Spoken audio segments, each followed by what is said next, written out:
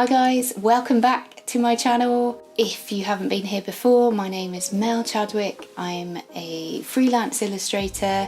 Today I wanted to just talk about Inktober with you. So Inktober is an annual project that takes place during October.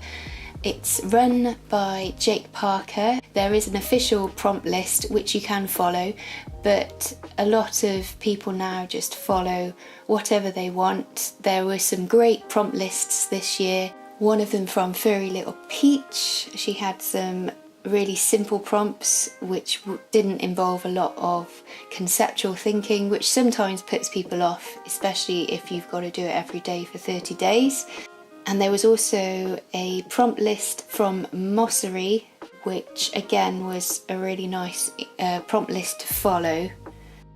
For me, I wasn't able to participate in Inktober this year. I did try a few drawings. I think I managed 3 in total.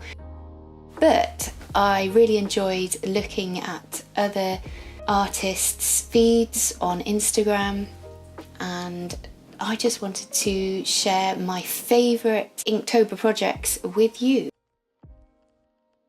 So first up is my art friend Anastasia Rath. This year she filmed an entire inking supply video, which is over on her YouTube channel, and I would suggest you go and check that out. Her Inktober project this year was based around the material that she used, and she used a ballpoint pen for all of her Inktobers. I really loved the way that she used the pen. She is very good at capturing people and portraits, and her whole project was based on capturing characters from different stories. So she kicked off on day one with just an amazing picture, Mother of Abandoned Things, ballpoint pen on paper, and kind of shares a story of the character that she's drawn. I think the way that she uses the ballpoint pen is just so different to how I would imagine a ballpoint pen to look. And if you just look at the faces, you're so drawn into them. I particularly like the portraits where she had 8 sets of eyes just on one person. If you try and look at them, your eyes go a little bit cross-eyed, and it's quite hard to look at them, but it's an amazing technique that she's managed to create in these pieces. She just seems to have really captured the essence of the person. It's quite incredible to look at. I don't know if she managed to do the full 31, but despite that, she still produced a really strong body of work just through participating in Inktober.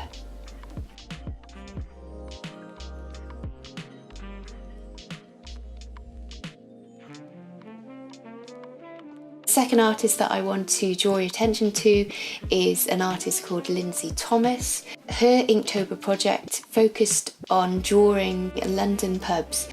I think what impressed me about her project was that she documented each drawing of the pub every day on YouTube and uploaded a video every day. And if you've ever participated in doing a challenge, a daily vlogging challenge, you will appreciate how much time and energy goes into that. And I was just so impressed with her dedication to keep going and persevering. And at the end of it, she has actually produced a zine from it. It is for sale on her Etsy site.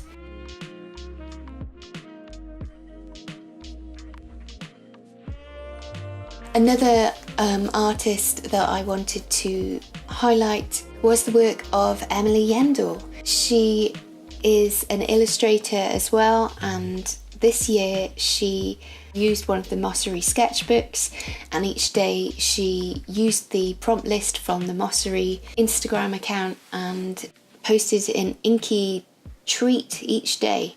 Even though she doesn't use the traditional black and white colour palette, she uses a really nice pink, blue and turquoise, and you can see on her grid how all of those colours just look really nice together. She has also filmed a final sketchbook tour of her Mossery Inktober challenge, and that is up on her YouTube channel, which you should definitely check out, the link below. The fourth artist that I want to highlight is Emma Carpenter. She again didn't take a traditional approach to the Inktober challenge. She went in and created lots and lots of inky textures, which she then cut up to create individual scenes. So what I really like about her Inktober project is that she creates a little scene for each of her characters every day, and it all kind of ties together again using an autumnal palette, and you can see on her grid, her IG grid anyway, how each one connects together. And at the end she again has a really nice body of work which she has produced into a zine called Spooky Cozy Autumn from all of her Inktober posts.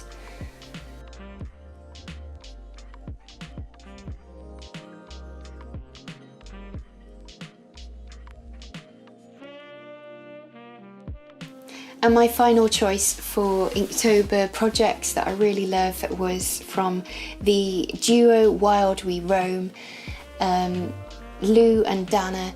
Dana wanted to challenge herself in October to do some more drawing in her sketchbook, so the Inktober project gave her the perfect motivation to go and do that, and Lou, being the lovely guy he was, he allowed her that space to do it and filmed her creating her Inktober drawings each day. And at the time they were travelling in their van called Odie, and so she basically drew different location in her sketchbook each day. Lou filmed it all, so it is beautifully captured.